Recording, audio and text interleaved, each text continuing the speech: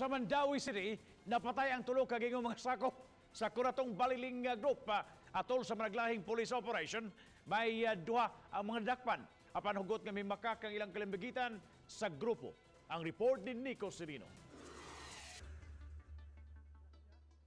Biyernes sa gabi, mi-serve og search warrant ang Mandawi Police sa giingong mga sakop sa Ozamis Group. Sa duha ka operasyon sa barangay Look ug Tingob, tulo ang napatay kay matud pa misukol sa mga otoridad. Giila sila nga sila si Eduardo Baliling, Henry Labajo, ingon man si Jesse Parohinog.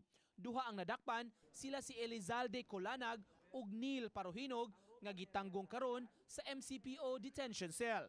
Samtang nakasibat si Fredericks sekretaryo kinsa maoy subject sa ikaduha nga warrant. Gibutyag ni Mandawi City Police Director Colonel Julian Entoma, may impormasyon sila nga nadawat ni atong Marso nga may moabot 17 ka mga armadong tao maong nagmonitor sila. Duha sa mga target giingong taud-taud nang nagpuyo sa Mandawi. First week of March pa ni nga mangin po nga doon ay nangabot in Look o ang sa Tingob. Then nagkataon na nag-coincide sa amo ang mga informasyon nga previously nga ang Tingob isa sa among gimonitor kay dunay kadtong sa kauban sa Kubakob.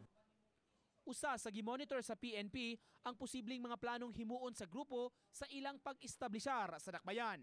Gonso na hitman nga di na markado na daan na mga daan. They are very much capable. Kung ato makita ang armas nga mong nakuha sa mga subject puros 45 caliber pistol.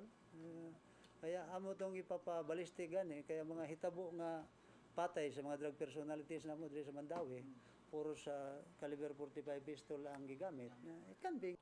Apan sa interview sa mga tigbalita, gihimakak sa mga dinakpan nga may kalambigitan sila sa binuang.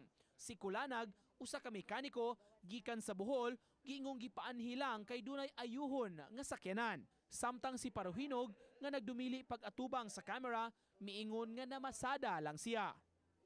Nag-ayaw ra ko sa tricycle siyang igsoon, nadasmagan sa garbage. Katulo ka adlaw na human man, pagkaugma sa Baddo, muli na unta ko. Kanya kay, kaniko man ko, taga-tagbilaran. Kanya kay, giread mo sila ng gabi eh. Diretso ng Parohinog, kautan, mura na ko ang ulit. Okay, sir. Nguban, tinarumtag trabaho para sa pamilya, yun. Muna ilang itabo nga, yan eh. Uban ni Rod Prado, Nico Sereno, Balitang Bisdak.